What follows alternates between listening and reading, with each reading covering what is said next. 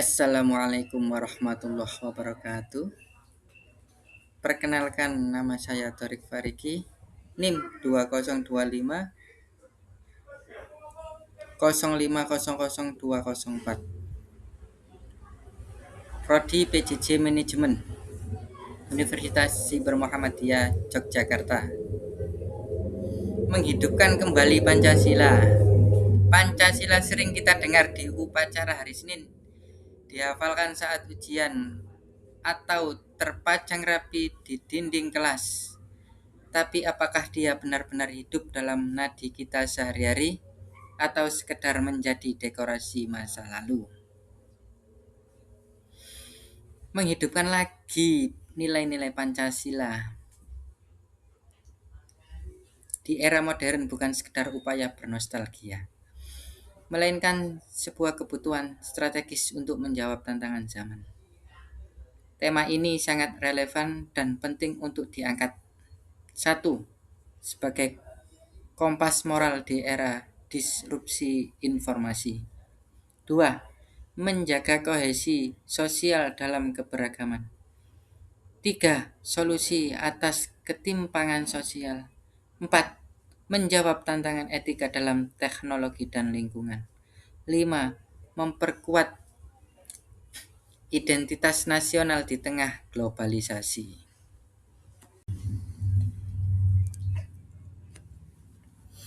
Ruang siber yang bersifat anonim dan hiperkompetitif memang menciptakan ekosistem yang seringkali bertabrakan dengan nilai-nilai Pancasila yang mengedepankan gotong royong, musyawarah, dan kemanusiaan yang beradab.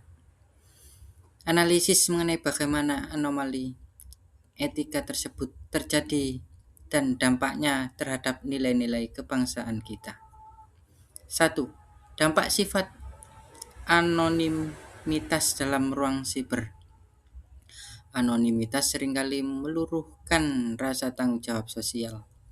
Ketika identitas seseorang tersembunyi, rem-rem sosial yang biasanya menjaga kesantunan dan interaksi fisik menjadi hilang. Erosi empati. Tanpa wajah dan identitas nyata, lawan bicara sering dianggap sekedar objek. Hal ini mencederai sila kedua, kemanusiaan yang adil dan beradab, karena sering terjadi dehumanisasi dalam perdebatan atau interaksi daring. Penyebaran disinformasi. Anonimitas menjadi tameng bagi penyebaran hoaks dan ujaran kebencian yang memecah belah persatuan, yang secara langsung menyerang sila ketiga persatuan Indonesia. 2. Dampak ekosistem yang hiperkompetitif. Dunia siber berbasis algoritma dirancang untuk mengejar keterlibatan. Seringkali konten yang memicu konflik atau persaingan ekstrim lebih cepat viral daripada konten yang menyejukkan. Budaya menang kalah. Kompetisi di media sosial seringkali berorientasi pada validasi personal atau kelompok, bukan pada pencarian kebenaran. Ini bertentangan dengan semangat musyawarah untuk mufakat. Komodifikasi nilai. Nilai-nilai moral seringkali dikompetisikan demi like atau followers, sehingga substansi Pancasila hanya menjadi jargon di permukaan tanpa dipraktikkan secara mendalam. 3. Anomali etika yang muncul.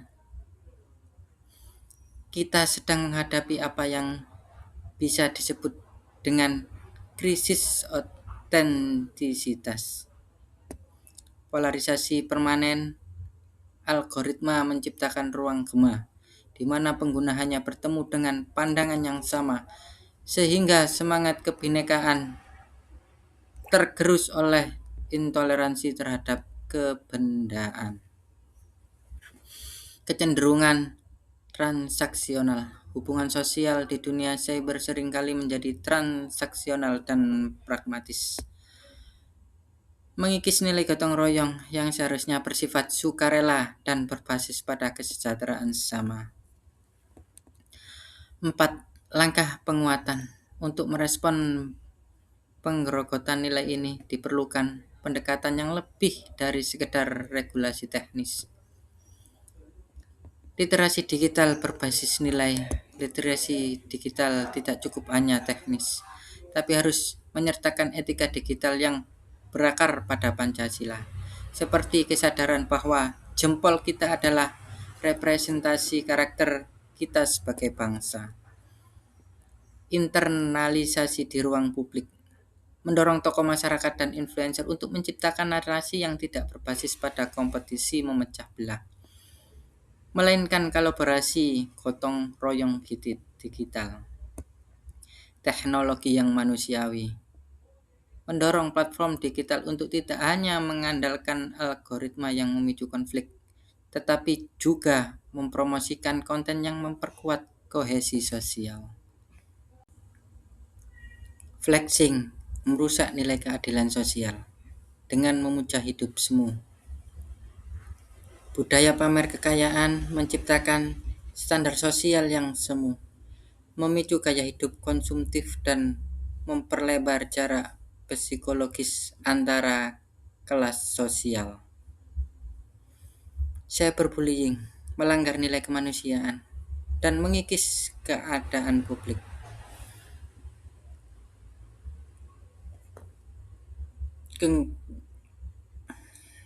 Penggunaan media sosial untuk merendahkan, mempermalukan, atau menyerang orang lain secara anonim.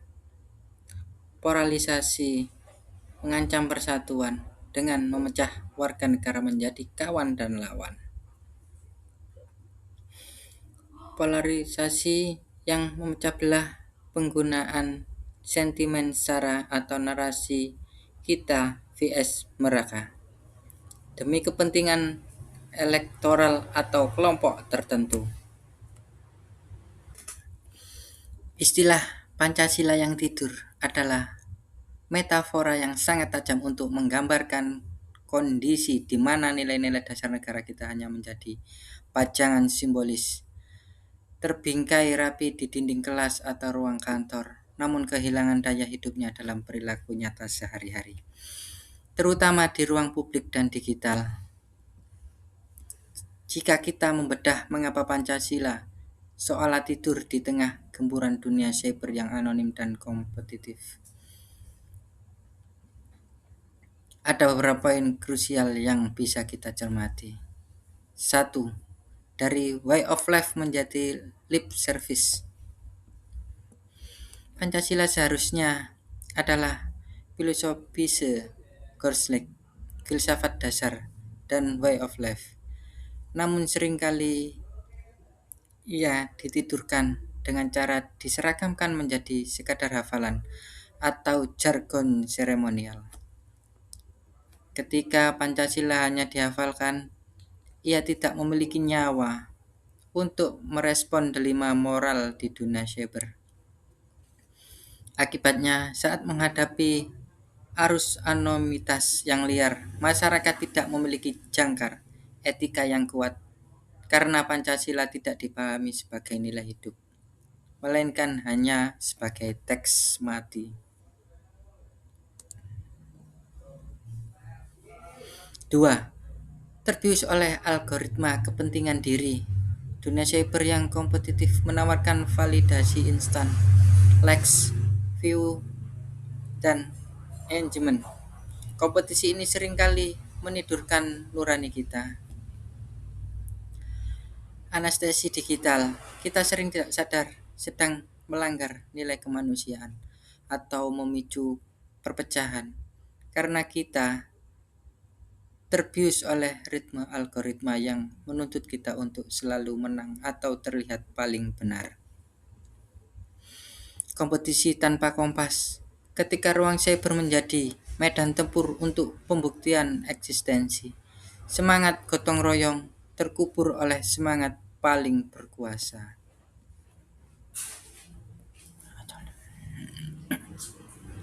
3. Ruang cyber sebagai tempat penyembunyian. Sifat anonim cyber memungkinkan manusia untuk memisahkan antara diri asli dan diri digital. Pancasila mungkin hidup di dunia nyata, namun tidur di dunia cyber.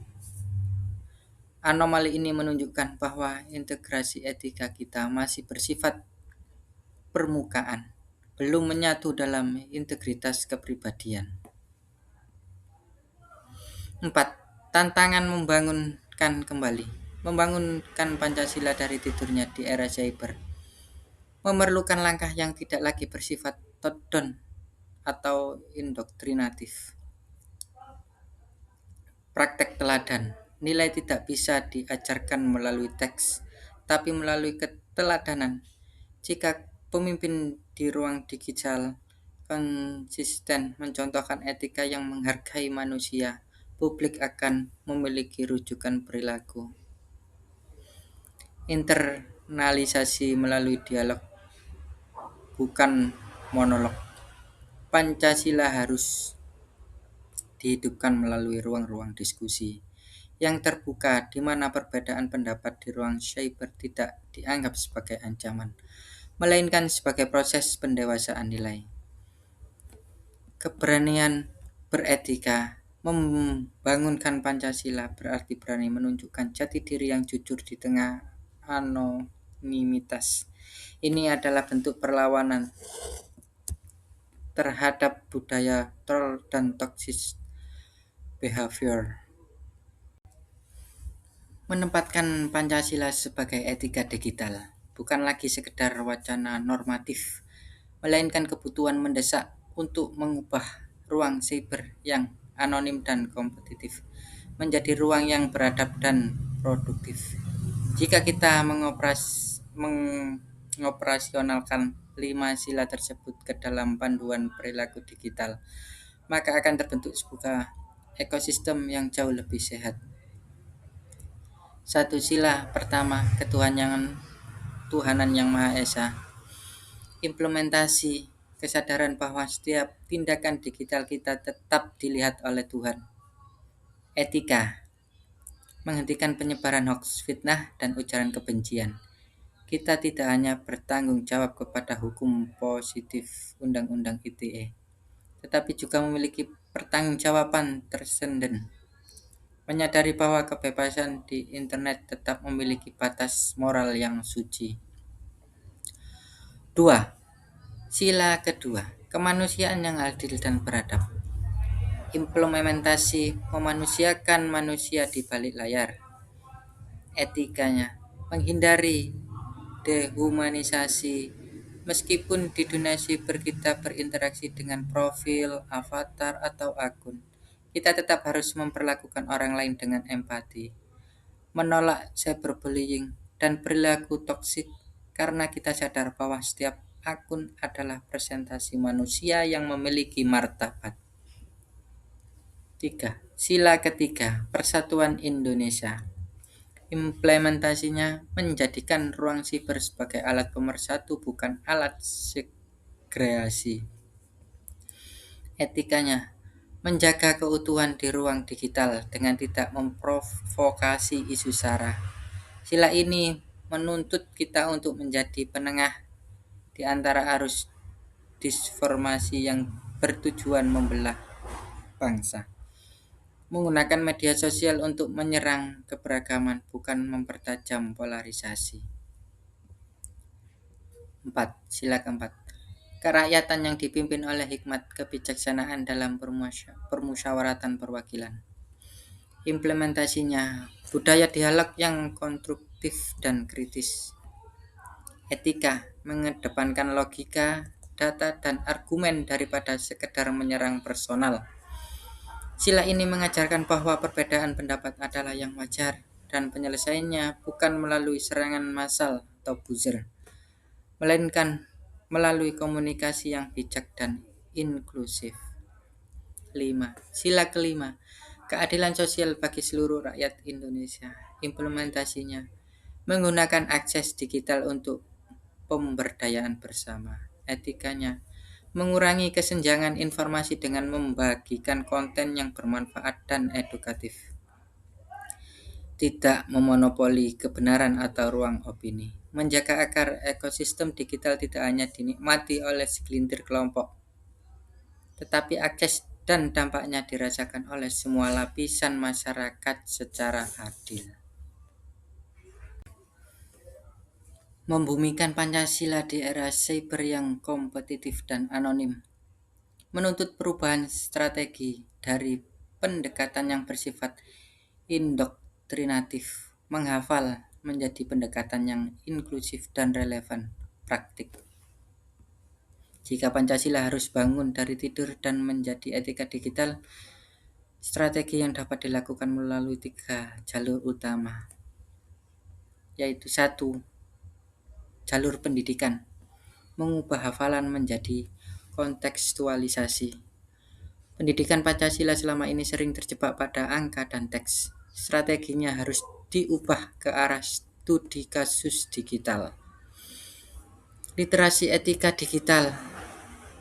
Kurikulum harus memasukkan simulasi bagaimana merespon perdebatan di media sosial menggunakan sila-sila Pancasila. Misalnya bagaimana mengkritik kebijakan tanpa harus menyerang pribadi. Pendidikan berbasis karakter. Fokus pada penanaman integritas digital, bahwa jati diri kita di dunia maya adalah cerminan jati diri kita di dunia nyata. 2. Jalur budaya dan komunitas. Menjadikan Pancasila keren, gaya hidup. Pancasila perlu dicitrakan bukan sebagai sesuatu yang kaku atau kuno, melainkan sebagai sistem operasi kebangsaan yang sangat modern. Narasi pop kultur melibatkan konten kreator, musisi, dan pegiat seni untuk mengemas nilai Pancasila ke dalam bentuk yang digemari anak muda, yang membahas isu terkini, bukan sekedar sejarah. Komunitas Digital Defender mendorong terbentuknya komunitas digital yang aktif, melakukan counter narration terhadap hoax dan ujaran kebencian dengan pendekatan yang santun, bukan agresif.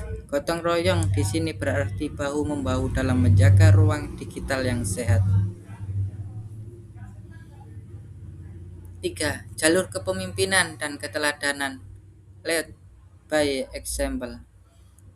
Ini adalah jalur paling kritis. Rakyat akan mengikuti apa yang dilakukan, bukan apa yang dikatakan. Keteladanan digital. Tokoh publik harus menunjukkan konsistensi. Jika pemimpin bersikap santun dan demokratis di media sosial, maka publik akan cenderung meniru pola tersebut. Ruang musyawarah terbuka. Pemimpin harus sering mengadakan dialog terbuka di ruang siber untuk mendengarkan kritik secara langsung, menunjukkan bahwa perbedaan pendapat bukan ancaman, melainkan bagian dari hikmat kebijaksanaan. 4. Jalur regulasi, smart regulation. Regulasi tidak boleh bersifat represif yang membungkam kebebasan berpendapat, namun harus memberikan koridor yang jelas. Algoritma beretika. Mendorong perusahaan teknologi, platform digital untuk menyesuaikan algoritma mereka agar tidak hanya memprioritaskan konten yang memicu konflik, tapi juga memberikan insentif bagi konten-konten yang membangun kohesi sosial. Menjadi generasi Pancasila 4.0 berarti memadukan kecanggihan teknologi dengan kedalaman nilai-nilai luhur. Kita tidak bisa lagi memisahkan antara identitas digital dan identitas nasional. Di era disrupsi ini, Pancasila bukan lagi sekedar warisan sejarah, melainkan sistem operasi bagi pola pikir dan perilaku kita di dunia maya. Manifestasi nyata menjadi generasi Pancasila 4.0. 1. Digital empati. Generasi 4.0 memahami bahwa di balik setiap akun yang berinteraksi dengannya adalah manusia yang memiliki perasaan, martabat, dan kehormatan. Prakteknya tidak melakukan cyberbullying, tidak menyebarkan kebencian, hate speech, dan selalu mempraktikkan etika kesantunan digital. Mengingat bahwa martabat manusia tidak luntur hanya karena kita tersembunyi di balik layar. 2. Critical thinking and constructive dialogue. Di tengah arus informasi yang membanjir, generasi 4.0 adalah filter yang cerdas. Prakteknya, sebelum membagikan informasi, mereka melakukan verifikasi, cross-check. Mereka tidak mudah terpancing narasi provokatif ketika terjadi perbedaan pendapat. Mereka tidak menggunakan cara serang balas, melainkan mengedepankan dialog, logika, dan data untuk mencari titik temu. 3. Digital nationalism and unity. Memahami bahwa keberagaman Indonesia adalah kekuatan, bukan alasan untuk memecah belah di media sosial. Prakteknya menjadi penjaga kerukunan generasi ini bangga dengan identitas keindonesiaannya di ruang cyber. Mereka menggunakan ruang digital untuk mempromosikan persatuan, inklusivitas, dan toleransi, alih-alih ikut larut dalam polarisasi kelompok. 4. Ethical accountability. Menyadari bahwa kedaulatan digital tetap dibatasi oleh tanggung jawab moral di hadapan Tuhan. Prakteknya menjaga integritas apa yang dilakukan di dunia cyber, termasuk bagaimana kita mencari keuntungan atau mengejar popularitas, harus tetap dalam koridor etika, agama, dan kemanusiaan. Tidak menghalalkan segala cara untuk mendapatkan engagement. 5. Collaborative growth. Menggunakan teknologi untuk meningkatkan kesejahteraan bersama, bukan untuk kepentingan individu semata. Praktiknya membagikan ilmu, mempromosikan UMKM lokal, atau membantu sesama melalui platform digital. Generasi 4.0 menyadari bahwa teknologi adalah alat untuk mempersempit kesenjangan sosial, bukan untuk memperlebar jarak antara yang kaya dan miskin informasi. Ketika Pancasila hanya dihafal, ia menjadi fosil sejarah yang kaku. Namun ketika ia dibuktikan melalui tindakan, ia menjadi energi penggerak yang mampu menjawab tantangan zaman. Termasuk anomali etika di dunia cyber yang Anda membuktikan Pancasila melalui tindakan di era digital berarti melakukan transformasi aksi. 1. Bukti dalam interaksi. Alih-alih menghafal, Anda tidak perlu mengutip butir-butir sila saat berdebat di media sosial. Buktikan dengan tindakan. Saat Anda melihat perdebatan panas, Anda memilih untuk tidak ikut memaki. Anda memberikan komentar yang berbasis fakta, sopan, dan solutif. Tindakan Anda adalah bukti nyata dari sila keempat dan sila kedua. 2. Bukti dalam penggunaan algoritma. Alih-alih menghafal, Anda tahu bahwa persatuan Indonesia adalah sila ketiga. Buktikan dengan tindakan. Anda dengan sadar memilih untuk tidak menyebarkan konten yang memecah belah atau berita bohong.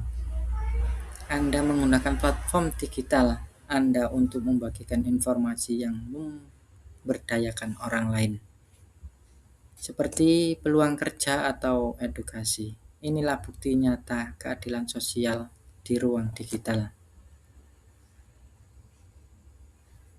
3. Bukti dalam integritas digital. Alih-alih menghafal, Anda tidak sekedar tahu bahwa sila pertama tentang ketuhanan. Buktikan dengan tindakan. Anda tetap jujur dan beretika di dunia siber. Meskipun anonimitas memberikan Anda ruang untuk berbohong atau berbuat curang, integritas saat tidak ada yang melihat adalah bukti tertinggal dari sila ke-1. Demikian atas perhatiannya. Terima kasih. Wassalamualaikum warahmatullahi wabarakatuh.